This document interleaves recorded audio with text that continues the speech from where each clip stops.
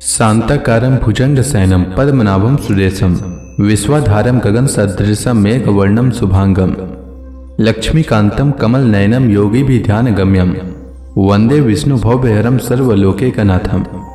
मंगलम भगवान विष्णु मंगलम गरुड़ध्वज मंगलम पुंडरीकाक्ष मंगलाय तनोहरि। ओम नमो भगवते वासुदेवाय। आज का दिन आप सभी के लिए मंगलमय हो। आइए सुनते हैं अधिक मास कथा का अध्याय 30। नारद जी बोले, हे तपोनिधे, आपने पहले पतिव्रता स्त्री की प्रशंसा की है, अब आप उनके सब लक्षणों को मुझसे कहिए। सूत जी बोले, हे पृथ्वी के देवता ब्राह्मणों, इस प्रकार नारद मुनि के पूछने पर स्वयं प्राचीन मुनि नारायण ने पतिव्रता स्त्री के लक्षणों को कहा। नारायण बोले, हे नारद, सुनो, मैं पतिव्रताओं के उत्तम व्रत को कहता हूं।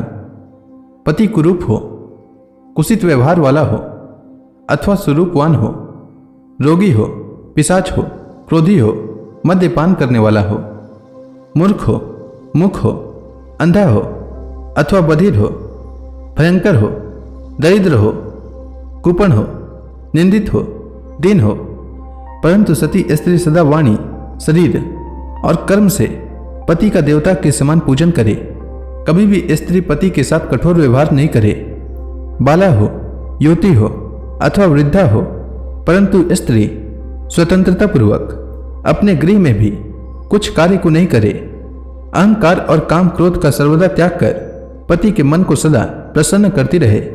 जो स्त्री दूसरे पुरुष से कामना सहित देखी जाने पर, प्रिय वचनों से प्रलोभन देने पर अथवा जन समुदाय में स्पर्श होने पर विकार को नहीं प्राप्त होती है, तो स्त्रियों के शरीर में जितने रोम होते हैं उतने हजार वर्ष तक यह स्त्री स्वर्ग में वास करती है।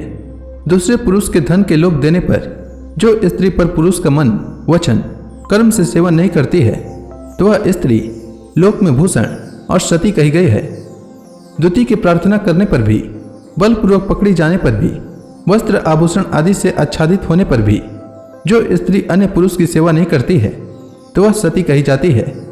जो दूसरे से देखी जाने पर नहीं दिखती है और हंसाई जाने पर भी हंसती नहीं है, बात करने पर बोलती नहीं है, वह उत्तम लक्षण वाली पतिव्रता स्त्री है। रूप यौवन से युक्त और गाने नाचने में होशियार होने पर भी अपने अनुरूप पुरुष को देखकर विकार को नहीं प्राप्त होती है, वह स्त्री सती है।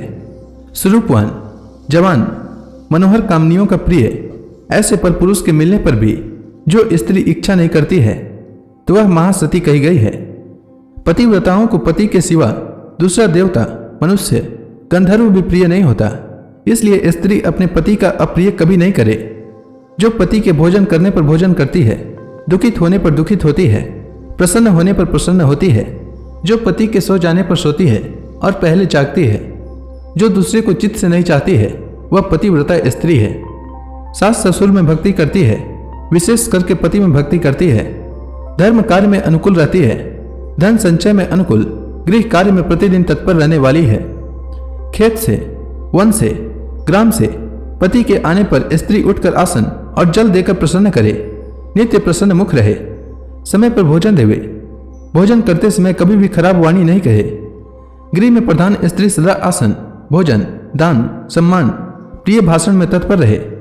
गृह के खर्च के लिए स्वामी ने जो धन दिया है उससे घर के कार्य को करके बुद्धिपूर्वक कुछ बचा लेवे और बिना पति की आज्ञा के अपने बंधुओं को धन नहीं देवे। दूसरे के साथ बातचीत, असंतोष, दूसरे पुरुष के व्यवहार की बातचीत, अत्यंत हंसना, अत्यंत रोष और क्रोध को पतिव्रता स्त्री छोड़ देवे। पति जिस वस्तु का पान नहीं करता है, जिस वस्तु को खाता नहीं है, जिस वस्तु का भोजन नहीं करता है, उन सब वस्तुओं का पतिव्रता स्त्री त्याग करे। स्नान, शरीर में उपटन लगाना, दांतों की शुद्धि पतिव्रता स्त्री पति की प्रसन्नता के लिए करे। हे मुने, त्रेता युग से स्त्रियों को प्रतिमास रजो दर्शन होता है।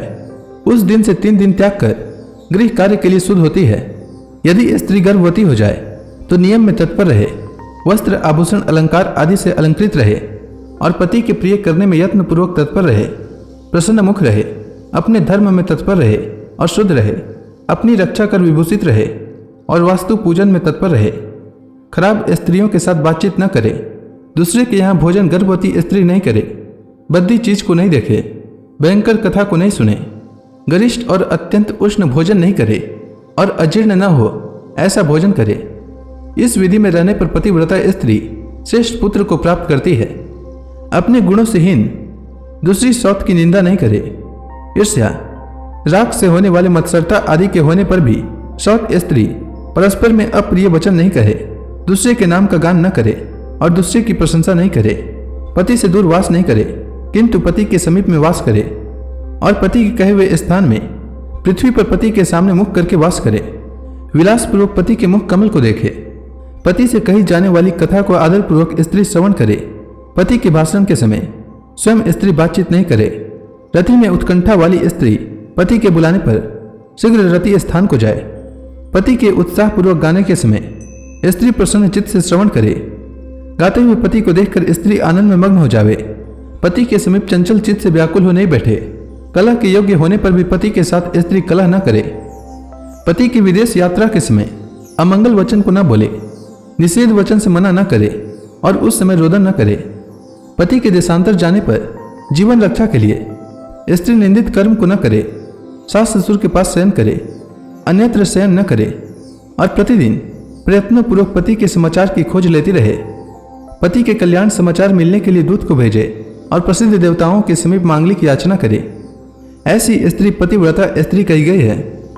गृह कार्यों को करके हल्दी लेपन से और शुद्ध जल से शरीर को शुद्ध कर स्वच्छ श्रृंगार को करे। खिले हुए कमल के समान प्रसन्न मुख होकर पति के समीप जाए। स्त्री के इस व्यवहार से युक्त और मन वचन सही से युक्त स्त्री पति से बुलाई जाने पर गृह के कार्यों को छोड़कर शीघ्र पति के पास जाए और कहे कि हे स्वामी, किस लिए बुलाया है, कृपा पूर्वक कहें। स्वामी से मिली हुई चीज, पति के उच्छिष्ट मीठा अन्न, फल आदि को यह महाप्रसाद है, यह कहकर निरंतर प्रसन्न करे। सुख से सोए, सुख से बैठे, स्वेच्छा से रमण करते हुए और आतुर कार्यों में पति को नहीं उठाए। अकेली कहीं न जाए, नग्न होकर स्नान न करे। पति से द्वेष करने वाली स्त्री को पतिव्रता न समझे। स्त्रियों के लिए एक ही उत्तम नियम कहा गया है, स्त्री सदा पति के चरणों का पूजन करके भोजन करे। जो स्त्री पति का त्याग कर अकेली मिठाई खाती है वह वृक्ष के खुंडरे में सोने वाली क्रूर उल्लू की होती है। जो स्त्री पति का त्याग कर अकेली एकांत में फिरती है वह ग्राम में सुकरी होती है अथवा अपनी विष्ठा को खाने वाली गौ होती है। जो स्त्री पति को हुंकार कहकर अप्रिय वचन बोलती है वह मुख अवश्य होती है। जो स्त्री पति की दृष्टि बचाकर किसी दूसरे पुरुष को देखती है वह कानी होती है अथवा विमुखी और कुरूपा होती है। जो स्त्री पति को बाहर से आया हुआ देखकर जल्दी से जल, आसन, तांबुल, व्यंजन, पैर को दबाना आदि अत्यंत प्रिय वचनों से पति की सेवा करती है वह स्त्री पतिव्रताओं में सिरो रत्न के समान पंडितों से कही गई है।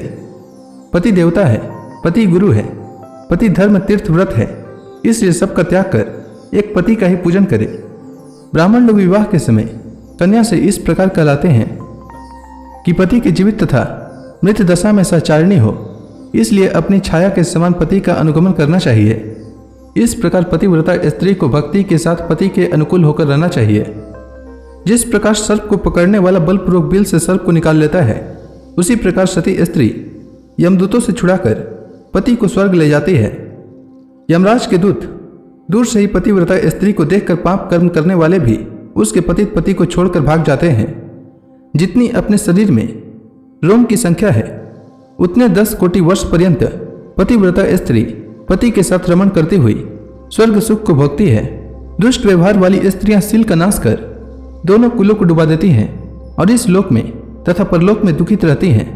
यदि देववश पति के पीछे पति का अनुगमन नहीं करती है तो उस दशा में भी सील की रक्षा करनी चाहिए, क्योंकि सील को तोड़ने से नरकगामिनी होती है। स्त्री दोष से पीता और पति स्वर्ग से गिर जाते हैं। श्री नारायण बोले, लोकों में तथा देवताओं में पति के समान कोई देवता नहीं है।